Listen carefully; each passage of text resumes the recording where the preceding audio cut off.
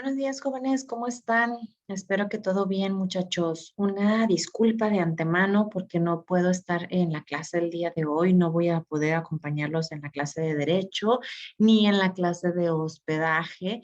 No voy a poder acompañarlos físicamente ahí en el salón por una cuestión personal, pero con gusto les dejo la clase grabada para que puedan verla en tiempo real ahí en la escuela y podamos seguir avanzando con el tema sin necesidad de perder algo por ahí que se nos esté pues retrasando el tiempo, ¿no? Por decirlo.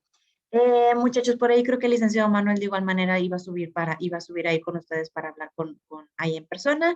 De todas formas, pues aquí les dejo la clase grabada. Voy a hacer la de Derecho y posteriormente se las voy a postear ahorita a las 10:15, que es cuando toca su clase, y a las 11 les voy a estar subiendo la grabación de la clase de hospedaje también para que la puedan ver en tiempo real ahí en la escuela, ¿ok? Muy bien, chicos, vamos a comenzar. Nos quedamos el día de hoy, terminamos la parte de, bueno, el día de ayer más bien. Terminamos la parte de las obligaciones de los trabajadores y ahorita vamos a empezar con el capítulo número 3, que son las habitaciones para los trabajadores.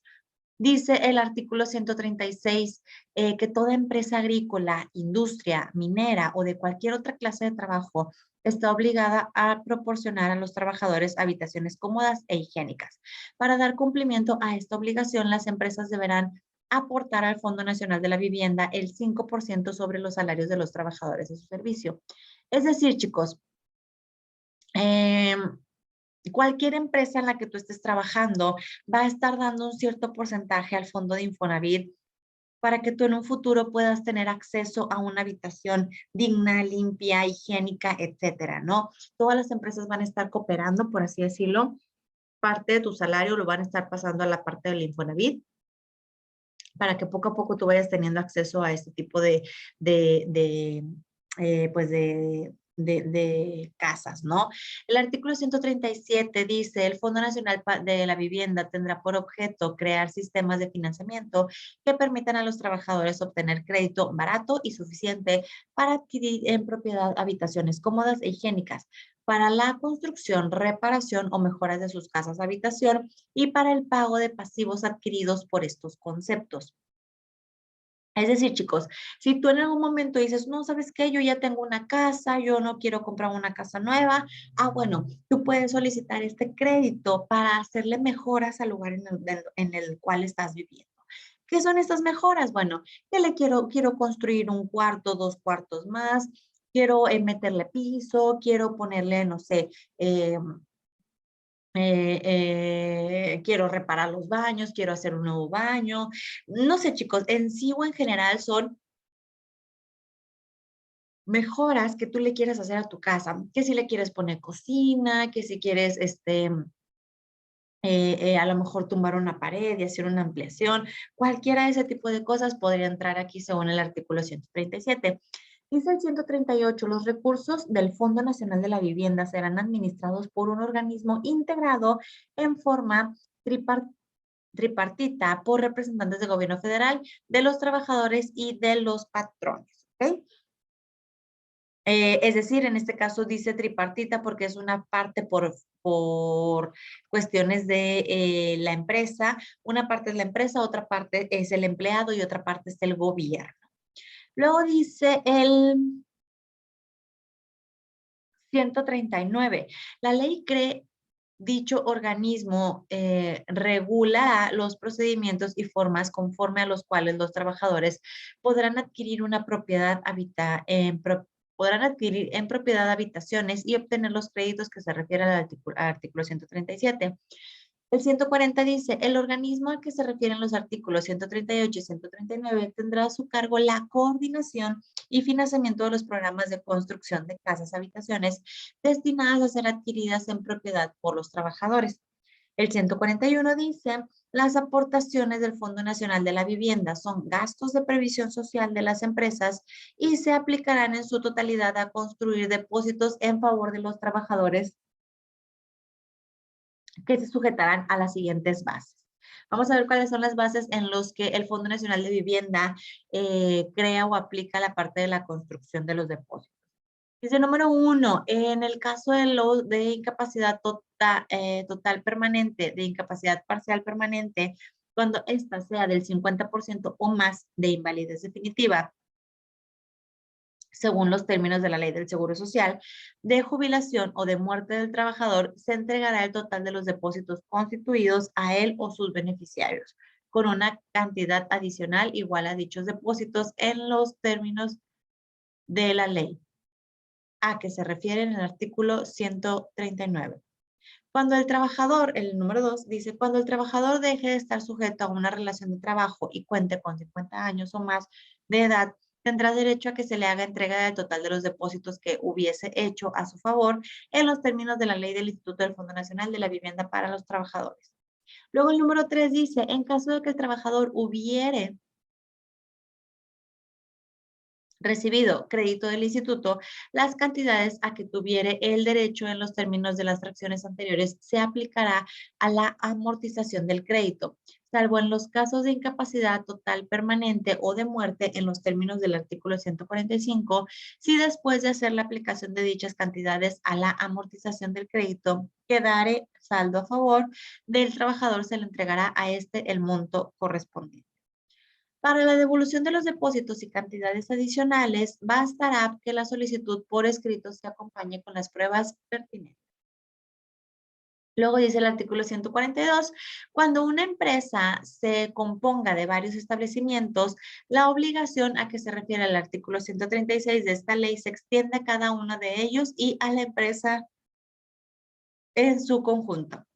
El artículo 143 dice que para los efectos de este capítulo, el salario al que se refiere el artículo 136 se integra con los pagos hechos en efectivo por cuota diaria y las gratificaciones, percepciones, alimentación, habitaciones, primas, comisiones, prestaciones en especie y cualquier otra cantidad o prestación que se entregue al trabajador por sus servicios no se tomarán en cuenta, dada su naturaleza, los siguientes conceptos.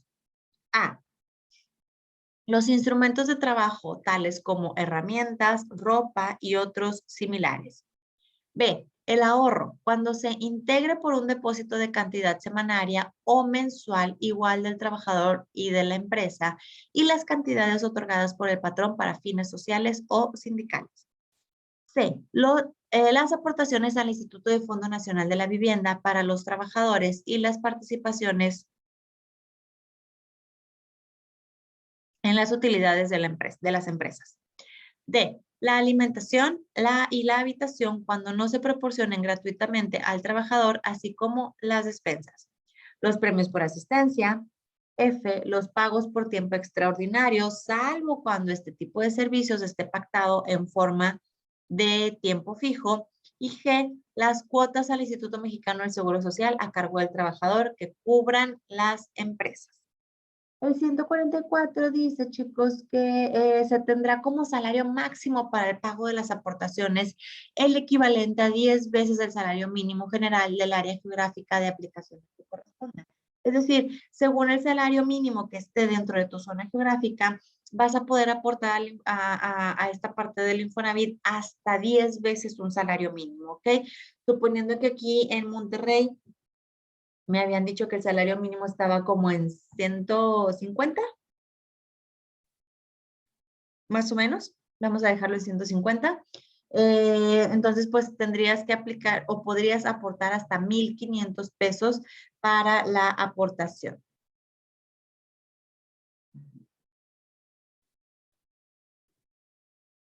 Luego el 145 dice, los créditos que se otorguen por el organismo que administra el Fondo Nacional de la Vivienda estarán cubiertos por un seguro.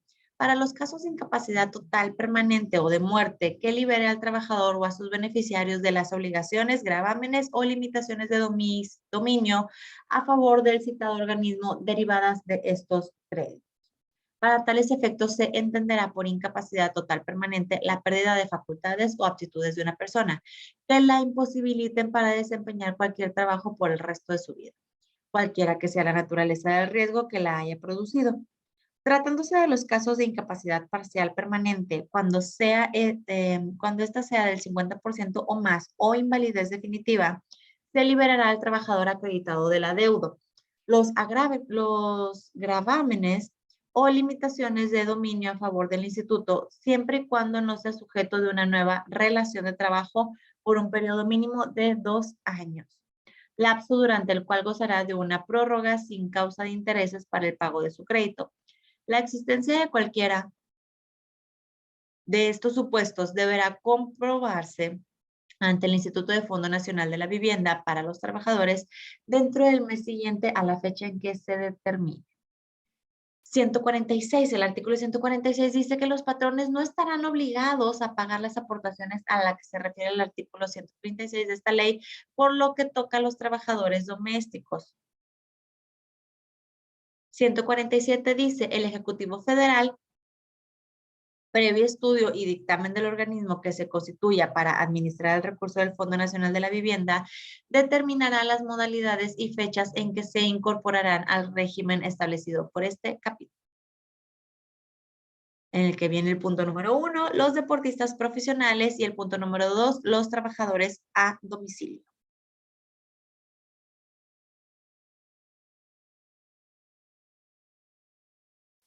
El artículo 148 dice que el Ejecutivo Federal podrá establecer modalidades para facilitar la aportación de las empresas que tengan un capital o un ingreso inferior a los mínimos que el propio Ejecutivo determine.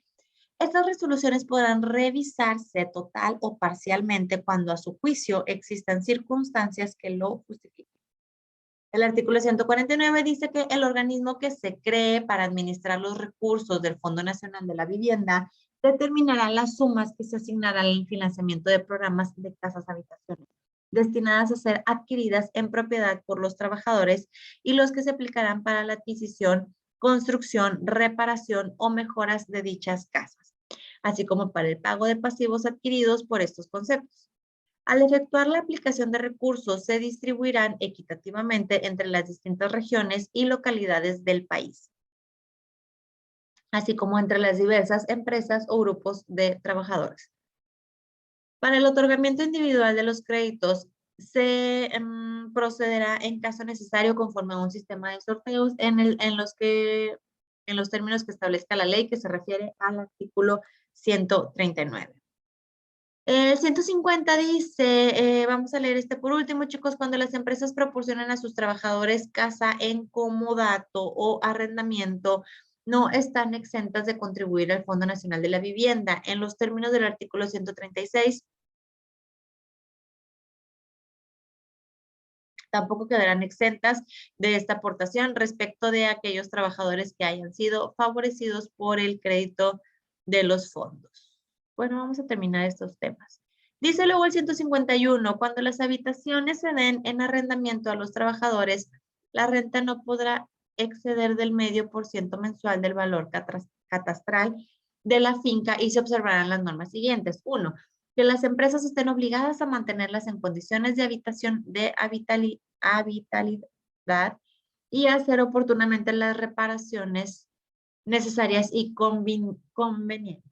2. Los trabajadores tienen las obligaciones siguientes. A. Pagar las rentas. B. Cuidar de la habitación como si fuera propia. C. Poner en conocimiento de la empresa los defectos o deterioros que observen. D. Desocupar las habitaciones a la terminación de las relaciones de trabajo dentro de un término de 45 días. El 3 dice, está prohibido a los trabajadores usar la habitación para fines distintos de los señalados en este capítulo. Y B, subarrendar las habitaciones. El artículo 152 dice, los trabajadores tendrán derecho a ejercitar ante las juntas de conciliación y arbitraje las acciones individuales y colectivas que deriven del incumplimiento de las obligaciones impuestas en este capítulo.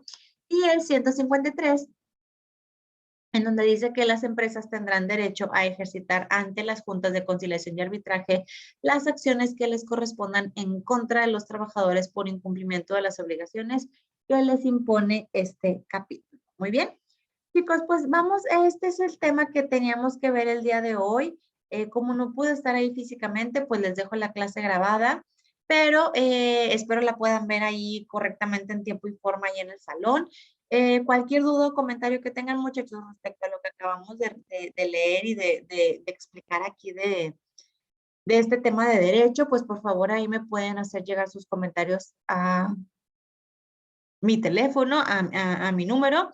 Y si no tuvieran alguna duda, chicos, pues nos estamos viendo el día de mañana, jueves, si Dios quiere, ahí en la escuela, y pues continuamos con los temas más adelante. En un ratito más les mando su clase grabada también de hospedaje. Y pues bueno, chicos, que tengan un excelente miércoles. Cuídense.